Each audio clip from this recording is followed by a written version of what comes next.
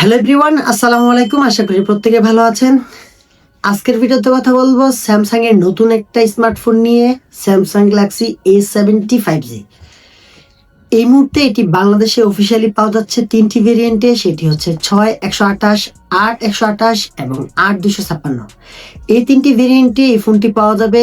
এই তিনটি ভেরিয়েন্টের বেস্ট প্রাইস হচ্ছে 24,999 টাকা, অর্থাৎ 25,000 টাকার আশেপাশে।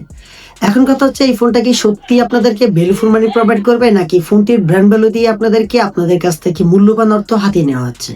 অর্থাৎ এই ফোনটার যেই ভালো দিক এবং খারাপ দিক প্রত্যেকটা বিষয় নিয়ে আলোচনা করা হবে, এবং কি এই বিষয়টা নিয়ে কথা বলা হবে, যেটা হচ্ছে এই প্রাইস পয়েন্টে অন্যান্য ফোনগুলো বর্তমানে বাংলাদেশে অফিসিয়ালি কেমন ধরনের একটা পারফরমেন্স আপনাদেরকে দিয়ে থাকে। তো অবশ্যই ভিডিওটা কন্টিনিউ করবেন, আর চ্যানেল নতুন হলে সাবস্ক্রাইব করবেন, নিত্য নতুন টেক ও ইনফরমেটিভ ভিডিও পেতে সাপোর্ট করবেন। প্রথমে যদি ফোনটার ডিজাইন ও বিল্ড কোয়ালিটি নিয়ে কথা বলি, এই ফোনটার ডিজাইনের সেই চিরচেনা রূপই আপনাদেরকে দেওয়া হয়েছে। সেটা হচ্ছে গিয়ে আপনারা সামনে একটা ওয়াটার ড্রপ নচ পেয়ে যাবেন, যা খুবই খুবই বাজে একটা বিষয় বর্তমানে এই জেনারেশনে এসে। এবং কি এর রেয়ারও অবশ্যই আপনারা দেখতে পাবেন তিনটা ট্রিপল ক্যামেরা সেটআপ রয়েছে। সেই সাথে এর যে বডি স্ট্রাকচার, সেটা হালকা বক্সি টাইপের, আপনারা হাতে নিলে একটু বক্সি বক্সি শেপ আসবে। শুধুমাত্র এই জিনিসটি আপনাকে একটু ভালো রাখা হয়েছে। সেই সাথে এই ফোনটার ব্যাকে আপনাদেরকে অ্যালুমিনিয়াম প্লাস্টিক ব্যবহার করেছে। প্লাস্টিক হলেও একটু ভালো কোয়ালিটির, কিন্তু ফিঙ্গারপ্রিন্ট পরে যাওয়ার একটা ভয় থেকেই যাবে। তো ওভারঅল ডিজাইন ও বিল্ড কোয়ালিটি নিয়ে কথা বললে একটা মোটামুটি একটা বেজে রাখা হয়েছে। এবং এই ফোনটার ডিসপ্লে সেকশনের যে চেন বেজগুলো, সেগুলো কিন্তু অত্যন্ত মোটা দেওয়া হয়েছে, যা সত্যি বেমানানসই একদম এই বাজেট পয়েন্টে এই সময় এসে। তো স্যামসাং কেন এখানে একটু ইমপ্রুভমেন্ট করছে না সেটা আমার জানা নাই। আর ইমপ্রুভমেন্ট করলে কি স্যামসাং এর কোনো কি বিশাল ধরনের লস হবে কিনা, সেটাও একটা প্রশ্ন হয়ে দাঁড়াচ্ছে স্যামসাং লাভারদের জন্য।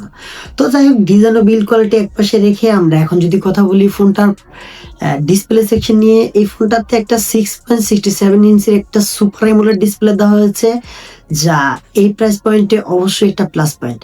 আসলে এই ডিসপ্লে সেকশন নিয়ে স্যামসাংকে আপনি কখনো রকমের কোনো রকম প্রশ্ন তুলতে পারবেন না। এই ডিসপ্লেটি 8000 নিটস পিক ব্রাইটনেস পর্যন্ত সাপোর্ট রয়েছে এবং gorilla glass big touch protection রয়েছে।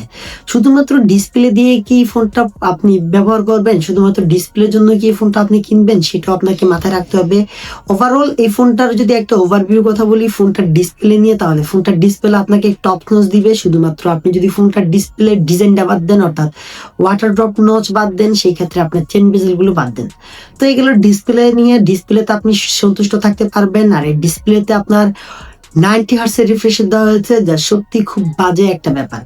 এখানেও স্যামসাং কিন্তু আপনাদেরকে ধরা খাইয়ে দিয়েছে। সেটা হচ্ছে এই বাজেট পয়েন্টে আপনি অন্যান্য প্রাইস পয়েন্টের ফোনগুলো আপনারা খুবই ভালো রকমের আপনারা রিফ্রেশ পেয়ে যাবেন। 120 হার্টস তো একদম মিনিমামই আপনারা পাবেন, সেই জায়গায় স্যামসাং দিয়েছে আপনাদের 90 হার্টস। কিন্তু ওভারঅল যখন আপনি ফোনটি স্ক্রলিং করবেন, সেক্ষেত্রে কিন্তু আপনার তেমন একটা কোনো প্রবলেম হবে না। আপনি যদি এই জিনিসটা কম্প্রোমাইজ করতে পারেন, তাহলে এই ফোনটি আপনার জন্য। দেন ফোনটার পারফরমেন্স নিয়ে কথা বললে, এই ফোনটা বরাবর স্যামসাং আবার সেই একই কাজ করেছে। এক্সিনোসের 1330 আপনার ব্যবহার করা হয়েছে, অর্থাৎ 1313 একটা এক্সিনোসের চিপসেট ব্যবহার করেছে, যা স্যামসাং এর নিজস্ব একটা চিপসেট।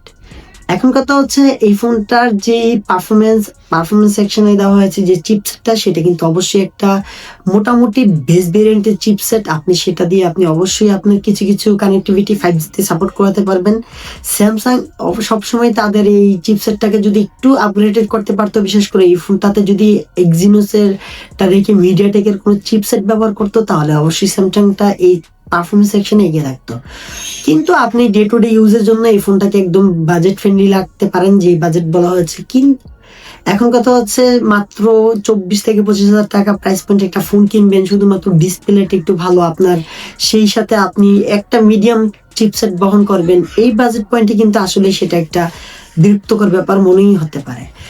তো এই পারফরমেন্স সেকশনের পরে যদি আমরা এই ফোনটার ক্যামেরা সেকশন নিয়ে কথা বলি, ক্যামেরাতে হয়তো বা ফোনটা একটু বাজিমাত করার চেষ্টা করা হয়েছে। সেটা হচ্ছে বরাবরের মতোই তিনটি ক্যামেরা সেটআপ রয়েছে। মেইন শুটার হচ্ছে 15 মেগাপিক্সেল, দেন এই ফোনটার একটা 5 মেগাপিক্সেল আলট্রাওয়াইড রয়েছে, যা সত্যি একটা ভালো দিক। তবে আলট্রাওয়াইডটা কতটুকু কাজে সেটা আমার জানা নাই, বাট এটাতে দেওয়া হয়েছে, সেটি একটা বিষয়। আর এটাতে রয়েছে আরেকটি 2 মেগাপিক্সেল একদম একটা ডেপথ সেন্সর রয়েছে, যা কাজে লাগলেও লাগতে পারে। যারা ক্যামেরা লাভার আছেন তাদের জন্য স্যামসাং বরাবরই একটা ভালো দিক রেখে থাকে, সেটা হচ্ছে মেন সুইকারটাকে আপনারা ভালো পাবেন।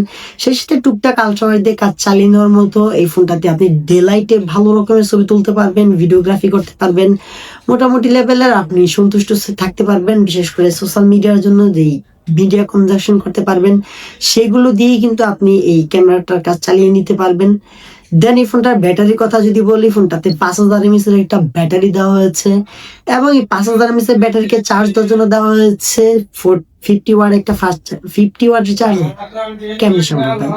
এই 50 ওয়াটের চার্জ দিয়ে আপনি 5000 mAh এর ব্যাটারি চার্জ করবেন, কি পরিমাণ সময় লাগবে? তবে একটা জিনিস খুব ভালো করে দিয়েছে প্লাস পয়েন্ট হিসেবে, সেটা হচ্ছে একটা 25 ওয়াটের চার্জিং সাপোর্ট আপনাকে দেওয়া হয়েছে। আপনি চাইলে আলাদা একটা চার্জার কিনে সেটাকে সাপোর্ট দিতে পারবেন।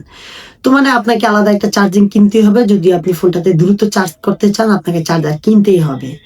তো ফোনটা মোটামুটি ঠিকঠাক আছে এই দিক থেকে যদি আপনি বলেন, তাহলে স্যামসাং যে 25,000 টাকার প্রাইস পয়েন্টে আপনি যদি একটু ওপোর দিকে যান অথবা আপনি রেডমির দিকে যান, সেখানে কিন্তু আপনাদেরকে এমন এমন কিছু ফিচার দিচ্ছে যেখানে স্যামসাং কিন্তু অটোমেটিকলি ড্রপ হয়ে যাবে, শুধুমাত্র ব্র্যান্ড ভ্যালু দিয়ে এই স্যামসাং টিকে থাকবে। যদি ভালো লাগে ভিডিওটা লাইক কমেন্ট শেয়ার করবেন, বন্ধুদের মাঝে ছড়িয়ে দিবেন স্যামসাং আসলে কি করলো, এই প্রাইস পয়েন্টে কি আপনাদেরকে স্যামসাং ঠকালো কিনা। এখানে স্যামসাং যা করেছে তাহলে তাদের ব্র্যান্ড ভ্যালু দিয়ে আপনাদের কাছ থেকে 3 থেকে 4,000 টাকা ক্রস কাটিং করে দেওয়া আছে। একদম স্ট্রেট ফর কথা, স্যামসাং 3 থেকে 4,000 টাকা দিয়ে এই ফোনটাকে আপনার প্রত্যেকটা ভেরিয়েন্টে ক্রস কাটিং করে দেওয়া হয়েছে। আপনার এই জিনিসটা মাথায় রাখবেন। যদি আপনার ব্র্যান্ড ভ্যালু প্রয়োজন হয় আপনি ফোনটা নিতে পারেন, কোনো সমস্যা নেই। আপনি ফোনটা ব্যবহার করতে পারবেন না এমন কোনো কিছু না, আপনি ফোনটা ব্যবহার করতে পারবেন। ফোনটাকে আপনি ডেলি ইউজে আপনি হেভিলি ব্যবহার করতে পারবেন, কোনো প্রবলেম হবে না। শুধুমাত্র ফোনটার কিছু কিছু সেকশনে আপনাকে আঘাত আনতে পারে, কিন্তু সেগুলো আপনি যদি না বোঝেন, না আপনি অনুভব করেন, সেক্ষেত্রে আপনার কোনো সমস্যাই হবে না। তো আজকের ভিডিও পর্যন্তই, ভালো থাকবেন। দেখা হবে খুব শীঘ্রই পরবর্তী কোনো ভিডিওতে, পরবর্তী কোনো টপিক নিয়ে। সবাই ভালো থাকবেন, bye bye, tata, till then, take care.